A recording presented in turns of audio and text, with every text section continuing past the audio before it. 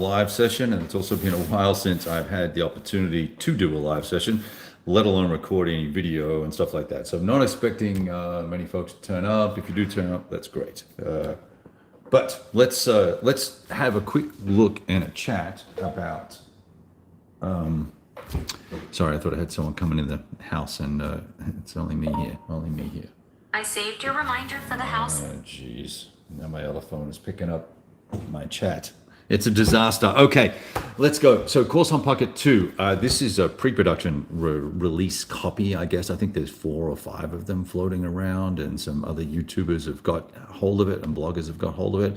I know that Stuka Joe has done a fantastic, amazing, fantastic shrink rip of it, so I'm not going to focus on any of that sort of stuff. You go look at his video for all of that content. I think you'll get a very clear picture of what's in the box and all the sort of good stuff. And I think he's actually starting a playthrough right now.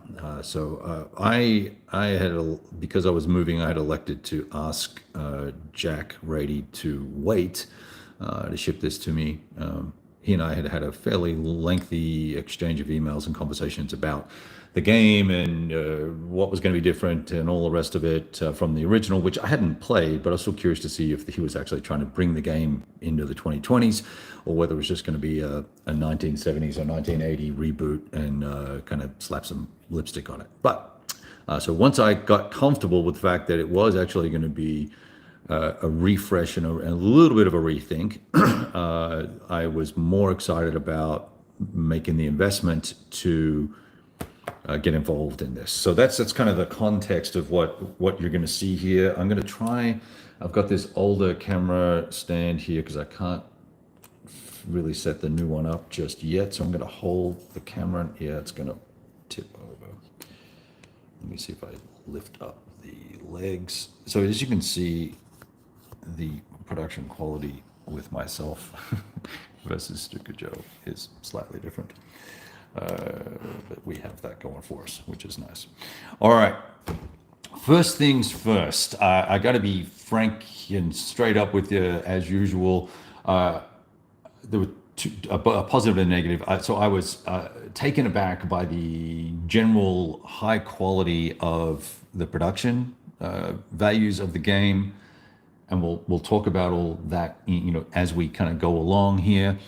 And then the thing that was, it wasn't really a negative, but a surprise to me was how the scenarios are structured and how you go about setting things up. And kind of threw me for a little bit of a loop. And it took a few minutes to kind of get my act together and understand where Jack was coming from. And I think, I've been writing a blog post, and I think the word I used was whimsical.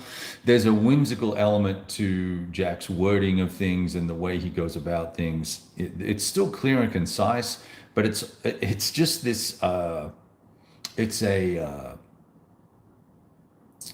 I wouldn't say it's a fresh approach or a different approach. It's just, he's so well versed in the Eastern Front that there's a lot of assumptions made here about word usage and approaches to things, and very sort of almost sort of a military mindset when you start looking at the content that's here. So what do I mean by that? Well, so let's look at setting up a scenario to start with, and then I want to come back to the rule book and hopefully show you what's cool and not so cool about the rules and how approachable it is, given it is really a monster game, right? The map, it's 4 maps, 28 by 38 or 25 by 38 map, I believe. It's here actually. 25 by 38, so slightly bigger than your standard maps. Now, and we'll open one of those up. Once again, go look at Stuka Joe's stuff. So when you go to set up, there are these fantastic organizational charts that will show you all the units that are in and available, and then based on these numbers here, you're going to be subtracting steps out of the units to represent the different periods of time where the different scenarios start. So this is very, very convenient, very, very handy, color-coded for arrivals, blue, arrivals, green, and then there's obviously a secondary arrival here, so 3rd of Feb and 5th of Feb. And so these all work pretty well. There's also withdrawals. There's a black box here for one of the Soviet formations. Yeah, the 5th Mech, I think it is.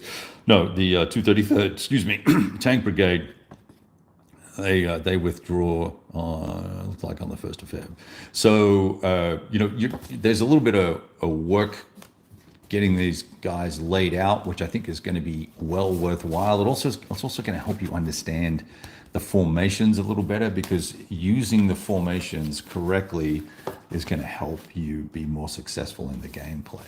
But here, let's look at the scenarios, right? So this is, now it's a situation map, and I know this is going to be a little difficult to see. I'll come in a little bit if I can. I'm going to be playing a scenario based on 1st Panzer Army's actions to relieve the pocket, the beleaguered forces, Corps Group B, basically, I guess, or Group 4K, these guys here. Right there. So anyway, as you can see these guys are all set up. Well, so look, there's the 233rd Tank Brigade that we just looked at earlier.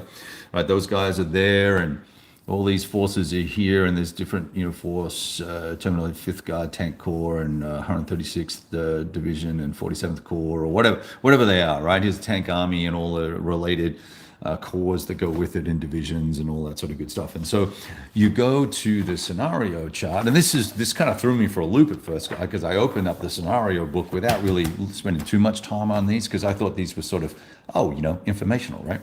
So you pull up the scenario and you read the background, which is very fascinating, and then you see that it's 21 turns long, and you go through, and it says it's played on map C only, and then it's deployment. It says, with the exception of the units from 5th Mech Corps, all units set up as per the one scenario situation map. And I was like, well, situation map, what the 1 Feb situation map? Well, what? So what am I doing here? Where does stuff go? So, being that coming from Multiman Publishing and GMT Games and all those other publishers and those designer folk, Unit X goes in place Y. Here, you do that within these boundaries that are on the map here, but you've got some flexibility within certain number of hexes. So, for instance, here sets up anywhere within 4 hexes of Vinograd, right, north of the rail line. The 233rd Tank Brigade may be set up anywhere between these two towns. We're not going to try and even pronounce some of these damn names. Look at that.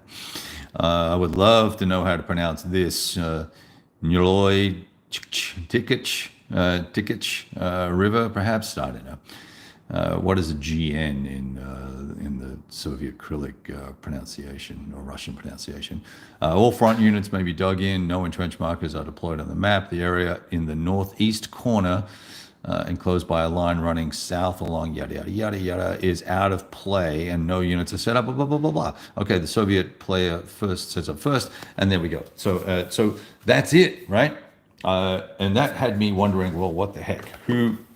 I looked at all this, I was like, well, there's not a lot of stuff for a breakthrough. But when you look at the scenario charts, these fab little things here, all these different panzer formations and SS units start to arrive, and they come in on the map. I think section W and Y, maybe it's Y. That's W and Y, I believe. So they roll in here and they'll do their thing.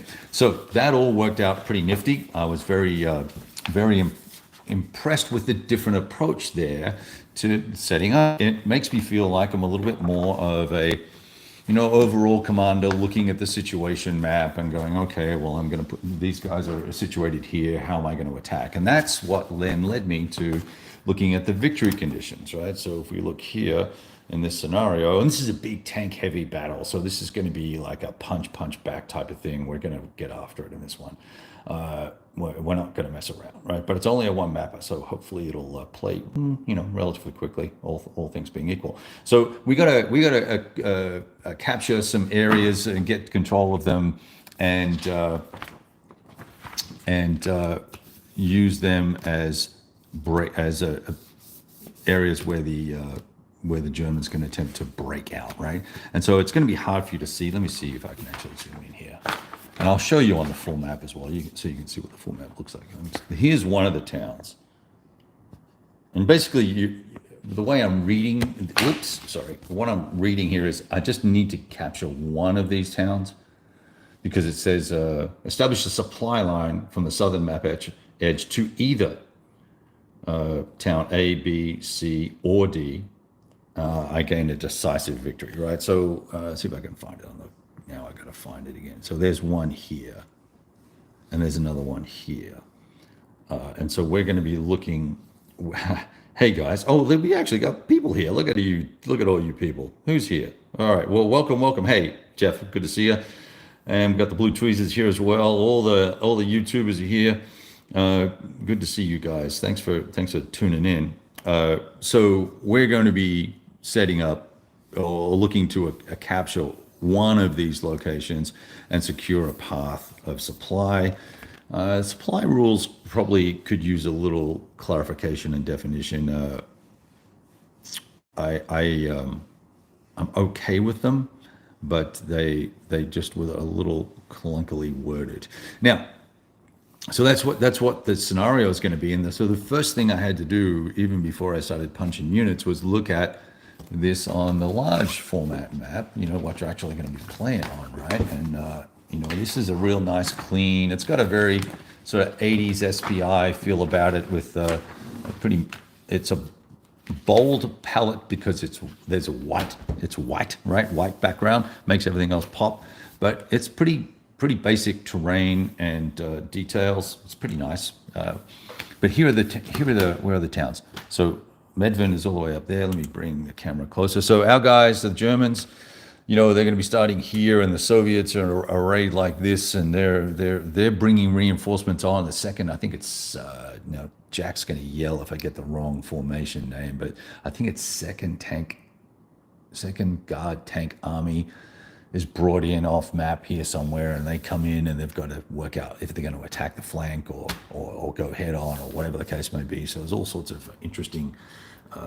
It's a real slugfest with a tiny bit of maneuver. So here are one of the two locations that we can try and secure. There's two others somewhere. I don't know where they are right now. I was looking at it late last night. So we've got to plan an approach, cross this freaking river that we can't pronounce, and come from here and get to there and keep a supply line open, which will be a significant challenge. So I'm pretty excited about all that. I think it'll be pretty cool. So we'll see what happens, right? Now, let's talk about the rules in general, and some of the things that I think will make this approachable for the wargamer. And I'm going to say this up front: if you are a new wargamer, this is not the game for you, because there's really not enough small scenarios to kind of get you come to grips with systems and concepts. But if you're a wargamer, a historical wargamer who is interested in and understands the concepts from basically the SPI Avalon Hill days of zones of control. Zones of control, when you move into one, you're gonna have to stop. If you move into one, you're gonna have to execute combat. Your movement points are your movement points. You can't transfer them. Combat is basic odds with column shifts and some die roll mods, subject to terrain and other things. Regimental integrity, having more than one unit from a regiment in a stack for the Soviets or adjacent for the Germans. Boom, you got it. Supply so many hexes back to a road, which then goes back to a supply source. Easy, right? Very straightforward. Overruns, very straightforward. Air engineers, airfields. There's sort of some incremental, I would call them chrome, right? And then breakdowns for units and partisans. I have not read these rules here yet, because they're not going to be as relevant to me for this particular scenario. And in fact, even the air part of it may not be that important. Engineers will be very important, because you're always looking to either be dug in or digging in, or emplacing. If you're a Soviet, you're going to emplace your artillery. It's going to give you some flexibility with how that artillery is allowed to be used across divisions and corps. And you've got this rebuilding bridges and all that sort of stuff, because this river is going to be very difficult to cross without a bridge. And that's, I think, one of the things that the bad guys, whichever they may be, are going to either need to take the bridges down or put them back up to be successful. So. And same sort of thing with engineers. For combat, you're going to get a bonus against dug-in if you, or you're going to mitigate a malice against the, hang on one second. Who is scratching at the door? You are. All right, let me let the dog. Dude! Is it hot or something? Inside. Sit. All right. I think I was talking about engineers and stuff like that. So so there's mods for it, right? It looks like there's a lot of air rules here, but it's really just outlining in kind of verbose terminology that you can do. You have CAS, combat close air support, air interdiction, air supply, airfield supply, and some drop, being able to drop stuff. So there's that. There's a table for all that. So you really don't even need to read these rules. You can read the rules, but it's all in a table. You're going to work out if when you do your AA, you roll a 1, it's a bad thing, right? So there's all that. Now, artillery, this is where, so then why would I even care about this game or this battle at this scale, given it's basically battalion scale, right, in 1 mile hexes? The thing that starts to make it more interesting than just a generic SPI game is some of the artillery rules are a little more involved, and some of the movement roles are a little more involved. And then as you dig into the zones of control and the combat, there are incremental little elements to it that I think are attempting to represent what was going on the battlefield here. And I think we've all seen, for instance, with zones of control, there are different types of zones of control depending on the types of units. So Jaws of Victory will use a similar concept, where they'll have sticky and non-sticky. I forget what their terminology is. Zones of control for depending on the types of unit. That might be armor or might be multiple steps. Similar concepts here. You have strong and weak zones of control. Armor can ignore weak zones of control. All units have to stop when they enter a zone of control that's strong, which is 2 steps or more. And they've got to be combat units, and there are units that obviously don't have zones of control, like HQs and stuff like that, or things with because you can get down to breakdowns of company level here. So I think company level units may not have a zone of control, but I have to double check that. Now, if there's multiple companies, that might be different. But that's me now spitballing what I think the rules were that I read last night. I have made a summary of the key different things that when I read them and go, oh, okay, that's a little bit different. So just to keep track of them. Let me come back to artillery. So with artillery, there's a focus in here on the caliber of the weapon and its ability to move around the map, number one. And then number two, the types of fires they can do. So some of the heavier gauge is probably not the wrong, heavier caliber units can do intensive fire. Certain units are going to be mechanized versus horse-drawn and stuff like that. So that moving things around is going to be a little bit different.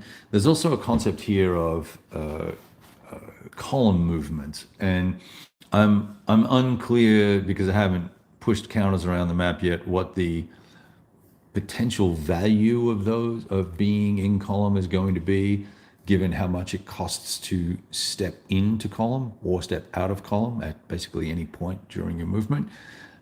It obviously gives you extra movement points, but that may be mitigated by the cost of getting into that particular mode. Now, it's important for artillery. You're going to have these little markers here. Where are they? Now I got to find them.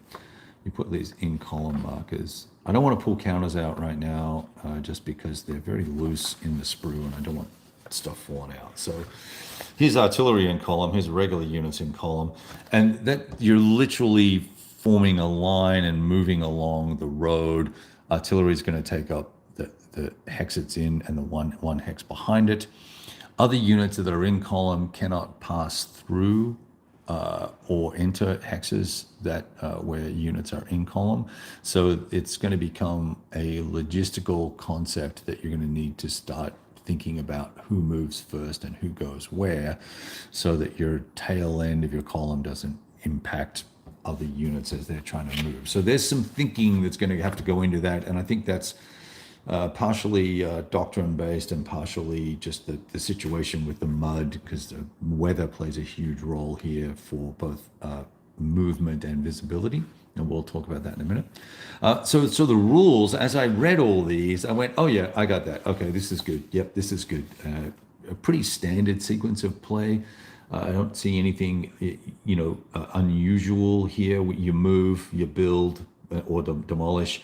You do some counter battery and surprise attacks, which is a function of visibility and weather. You do defensive barrages in combat, and then you second does the same thing, right? So all pretty stock standard stuff, and a lot of unit differentiation here, which, while you may have many different types of units, you're not really generating a lot of unique attributes or capabilities from them until you get to some of the combat phases where particular types of motorized unit. And here's one thing that I've already sent a note to Jack about.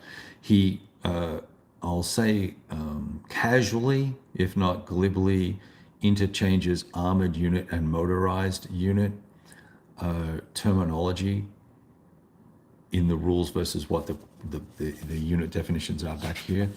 And I think it's going to be one of the first things. It's the first thing that popped in my mind is, does that mean that a motorized infantry unit can do that type of advance after combat? Or does that mean that armored unit can do that type of movement?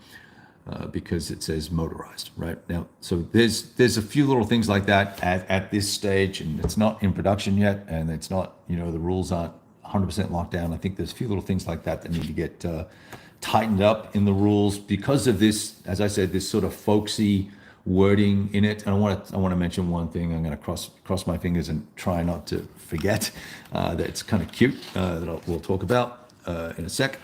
So, combat. So so the combat stuff, very straightforward and interesting from the perspective that armor points, when you're fighting other units that also have armor or AT gun capabilities, you're going to basically add up the number of, let's see, where's a unit here? You're going to add up these numbers here, which is going to be your tank strength versus your anti-tank strength, right? So here it would be 3 versus 2. That'd be a +1. So you're looking to build odds here. So if I had 6 versus 2, I would have 3 to 1 in value, and that's going to give me a +3. Here I basically have 1 to 1. I would get a +1, right? And that's going to drive modifiers on combat results. The rules are in black and white, by the way, all black and white. I do want to touch on what I think is obviously a battle specific or campaign specific thing, but the ability to do ranged fire with 1 mile hexes, if you've got spotters or visibility, is pretty interesting, right? Because you're using artillery and it's plopping shells a long ass way. Number one. Number two, up to 3 hexes, and then you've got the impact of fog and other weather on the ability to move, allowing you to slip through zones of control and potentially then conduct a surprise attack against your enemy. All sorts of interesting things go there, and we've got recon capabilities here. Units that are in cover, which particular types of terrain, villages and woods and towns and broken and rough and stuff like that. Also dug in and fortified as well. That's going to give you some benefits, number one, and number two, it's also going to give you the there's also, as the unit is moving, when you move adjacent to units that are in the right type of terrain or cover, your zone of control is not going to extend into that terrain, so it's not going to extend into a city, so therefore you won't have to attack that. And I think the converse may also be true. Once again, this is first read, so bear with me if I'm making minor errors here. So the thing that, and I'm going to wrap this up because I think we're getting close to the end here. It's 25 minutes and attention spans lack these days, even for us old guys. So there's one thing that I think is very, very cool that, it's cool, but it's also kind of quirky. Jack goes to great lengths to say, don't be a douchebag when you play.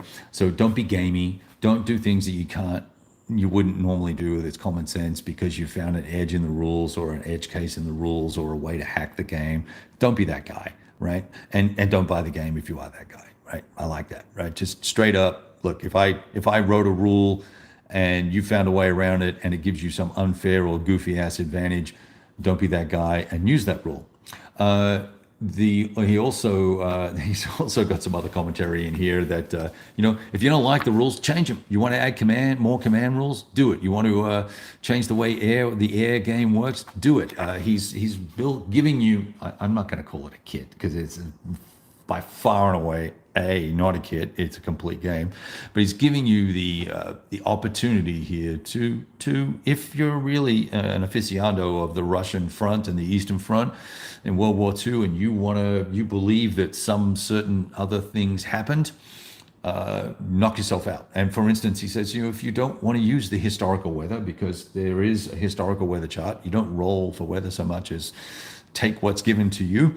But if you want to add some unpredictability to the game, then you by all means can do that. And he then offers you some ways in which you can do that, which then sort of leads into some sort of verbose wording going on. And kind of like, blah, okay, I don't just want to play the game. I want to play the game how you think it's envisioned, Jack, and let's go for it from there. So, but I like the fact that he's giving you the permission, I guess, to go do all that. So anyway, we're going to get after it. I've got all day today that I'm going to spend in between receiving multiple tons of gravel, which my son and I are then going to get on the little skid steer and press down and water down and turn it into some sort of modest driveway, so I get less dust in the house and it doesn't end up all over this. In fact, yeah. So that's what I'm going to do for part of the day today. I will probably punch some counters as well, of course, and do some clipping because I'm that guy. And thank you very much for everyone who jumped in and said hi and dropped in to watch, because it's my first video in the new house. I'm kind of excited, or the new, whatever we're calling this, temporary quarters or something. And I'm excited. So I'll look forward to catching up with all of y'all real soon. And I'll probably do some live play snippets here. I want to explore the historical aspects of this versus the way the mechanics work, and I want to dig in and do some little example combats and stuff like that may or may not be relevant to the actual scenario, but we'll shove some counters around and get a feel for how things work, and then we'll jump into the main campaign. All right, all the best. Ciao. If I can find the button. Where's the button? Somebody? Nope, that's not it.